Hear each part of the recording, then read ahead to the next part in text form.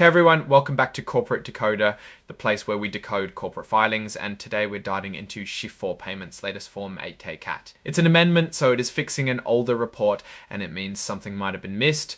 You know, like forgetting to mention a multi-million-dollar bonus, which is something we will touch on shortly. This report covers some important changes like a new CEO and some debt being paid off. Basically, it's a leadership shakeup and a bit of financial housekeeping, so let's get right into it and see what's worth our attention. Before we start, if you appreciate getting straight insights from corporate documents, make sure you're subscribed. We also have a Discord community linked in the description below where you can discuss it further. The res report covers some important changes like a new CEO and some debt being paid off. Basically, it's a leadership shakeup and a bit of financial housekeeping, so let's get right into it and see what's worth our attention. And before we start, if you appreciate getting straight insights from corporate documents, make sure you're subscribed.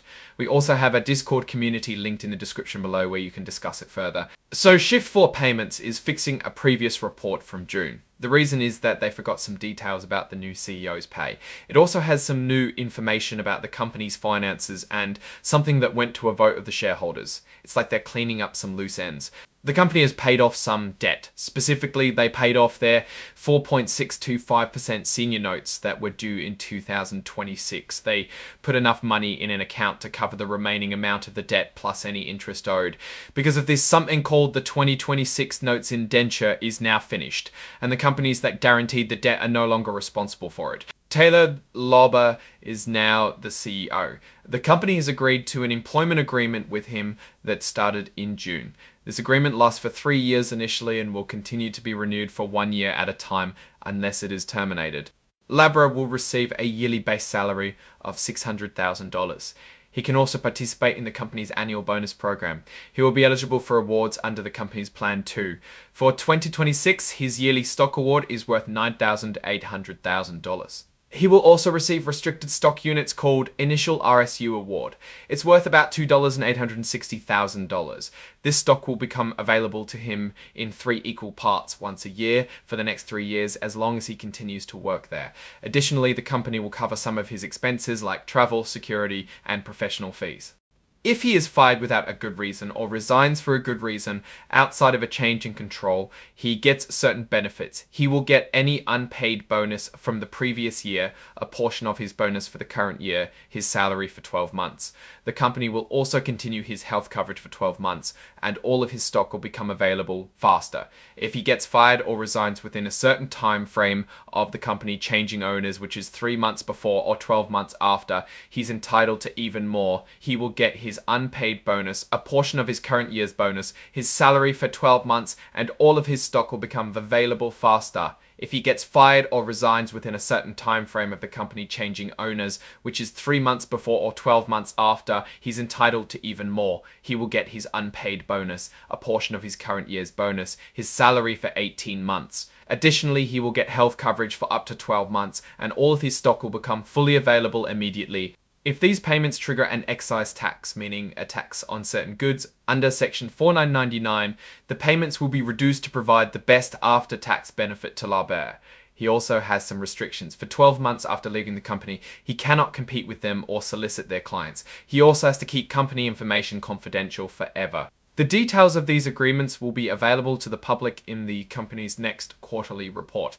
The company held its annual meeting in June. About 93% of their stock was represented at the meeting. The shareholders voted on a few things. First, they elected 3 directors, Christopher Cruz, Seth Dallaire, and Sarah Grover, to the board for terms expiring in 2028. They also approved the appointment of PricewaterhouseCoopers LLP as their accounting firm for this current year. Finally, they approved on an advisory basis the compensation of the company's top executives, which is the CEO and leaders. I actually may have the cold hard details. It's my opinion time, and I will share with you how I see the business. Overall, Shift4 Payments seems to be making some big moves. Paying off debt is always a good sign. It cleans up their balance sheet, reduces risk, and frees up cash for other investments.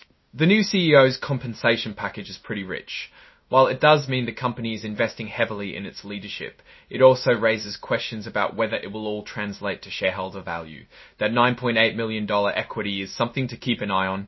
And with the company's annual meeting having taken place and votes cast, shareholders have had their say on key decisions. Ultimately, this empowers the company to focus in what matters and is an important milestone for the shareholders.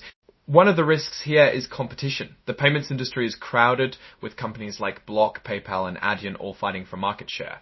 Shift4 needs to keep innovating and offering competitive services to stay ahead.